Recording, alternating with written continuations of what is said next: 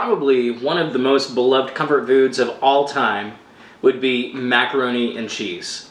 I think you'd be hard-pressed to find people that truly don't like it, at least in some form. And you've got, of course, the traditional baked mac and cheese, which we're going to be making today, or you've got the packaged mac and cheese. But no matter what you grew up on, chances are you like mac and cheese of some kind. So today, we're going to be making mac and cheese from 1967.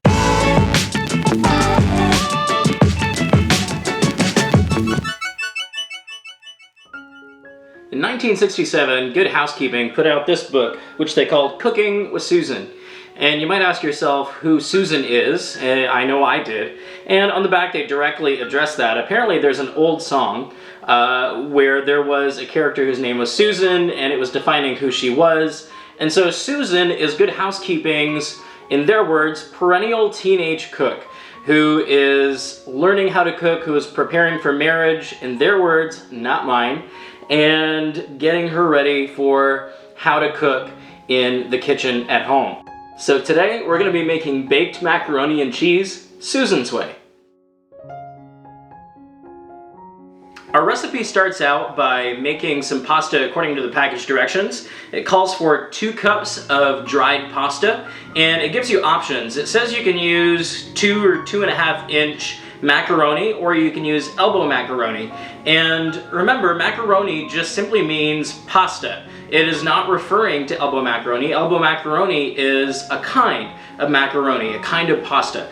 And so the closest thing that I had to 2 or 2.5 inch pasta was this penne. So I'm going to be making macaroni and cheese today using penne.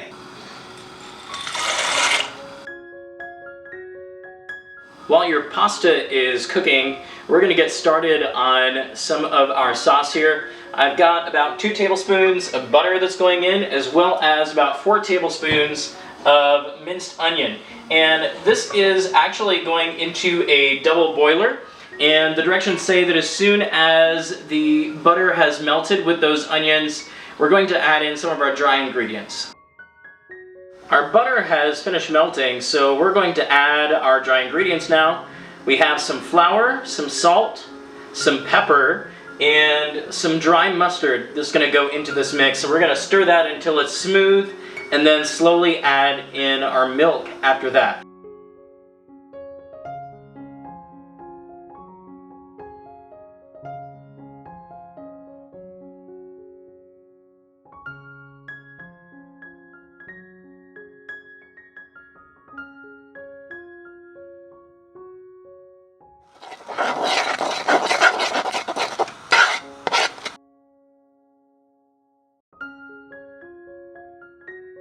Now that all of the milk has been added to our double boiler, we're just going to let this simmer until it starts to thicken and become smooth, and we're going to keep stirring, as is the habit when you're using a double boiler. With only a tablespoon of flour in here, this isn't going to thicken up a whole lot.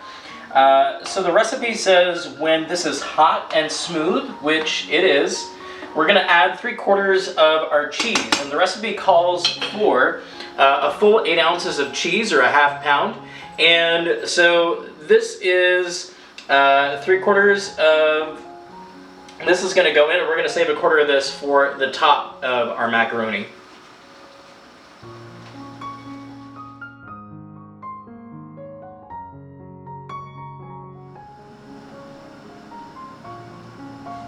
As you saw previously, I drained our pasta when that was done, and I have put it into a small casserole here, and the casserole was greased before I put it in. We're going to pour our cheese sauce over the top of this and then toss it around with a fork as per the directions so that all the pasta gets covered, and then we're going to put the rest of our cheese on the top of this. Our cheese sauce is looking a little bit broken, but I'm not going to worry about that too much, because once this cooks, it's going to bake up into something hopefully a little thicker and nicer, and that cheese is just going to melt between everything.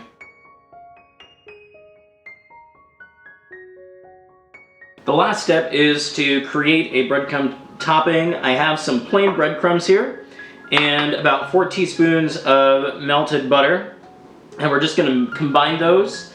And once that's combined, sprinkle it over the top.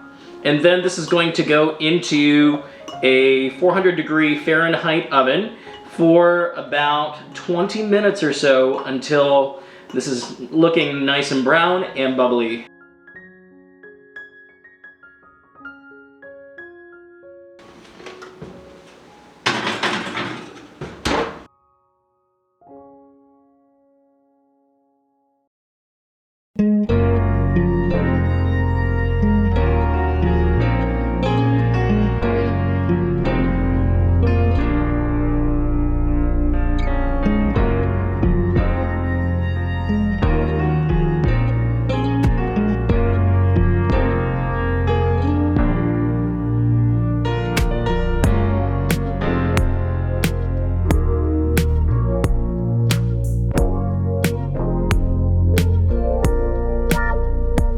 Even before I try this, I have 2 impressions. One, it's not as creamy or as cheesy as a lot of modern mac and cheeses would be.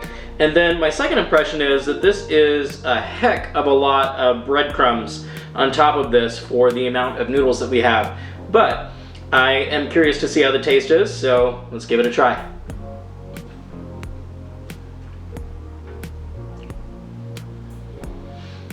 It's not bad. It, like I said, it's not as cheesy as a lot of current mac and cheeses would be, or as quote-unquote wet.